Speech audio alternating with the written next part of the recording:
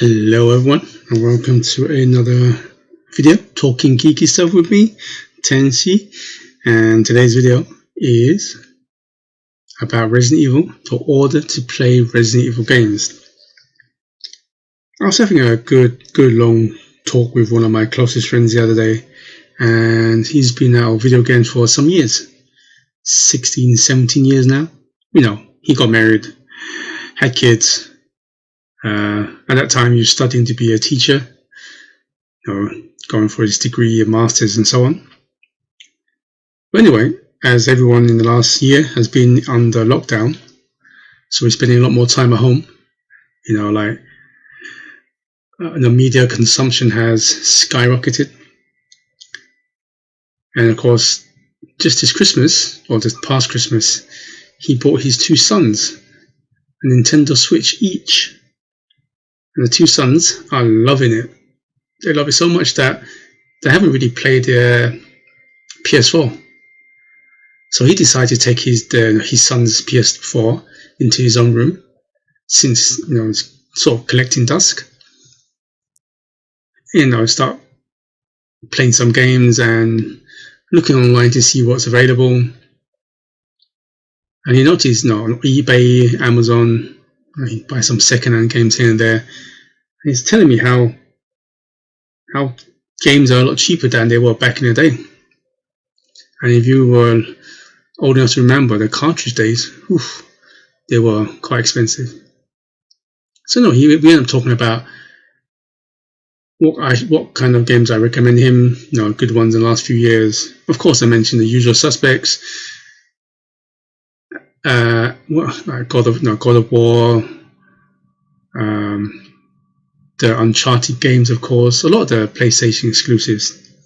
But he did ask me, because he was into the Resident Evil franchise, and the last one he played was Resident Evil 4 on the PS2.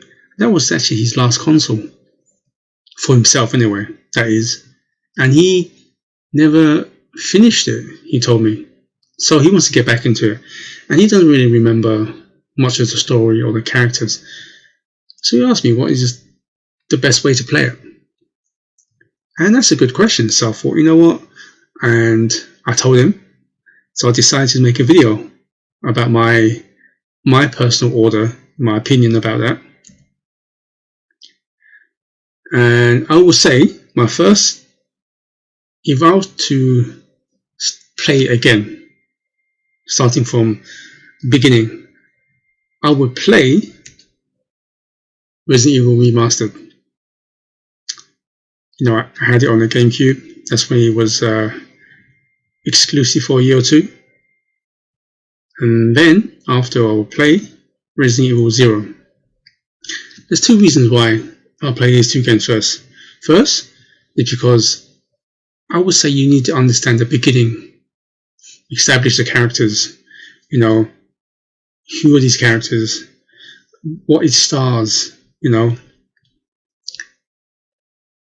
only just that, I feel that if you go straight to, say, Resident Evil 4 or even Resident Evil 2 Remake, the graphics are, especially the remakes, far superior, and also the controls has that kind of more modern control, over the shoulder, third person view.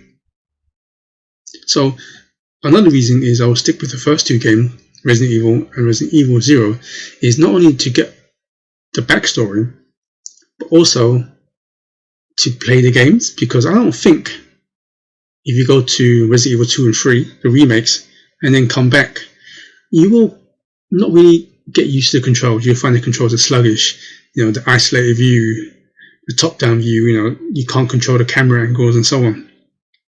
So I would say get and play the first two games.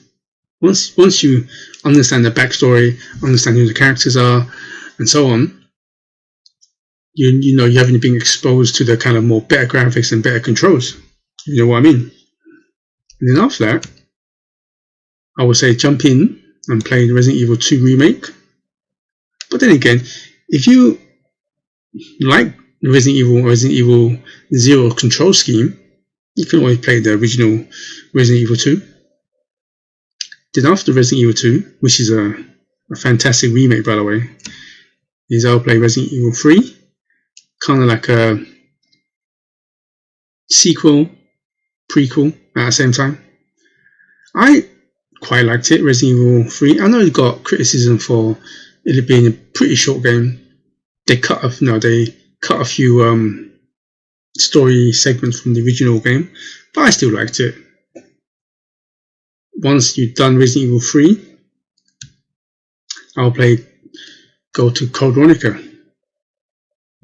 So if you had to follow this route and you played the first 2 Resident Evil games, you should be, pretty used to that control scheme. So going into Resident Evil Code Veronica would be a piece of cake. And also, another story about Claire Redfield, who to me is my favourite female character in the Resident Evil franchise. Moving on, after that is pretty straightforward after that, I would say definitely Resident Evil 4. Some argue that's probably the best Resident Evil game of all time. I would say yes and no. I would love to see a remake, hopefully the rumours are right. At the moment I would say I would give it to Resident Evil 2 remake, just a touch. That's just me though. But if you're going to play Resident Evil 4, if you get a chance to play on the Nintendo Wii, the motion controls and pointer, in my opinion, was the best controls.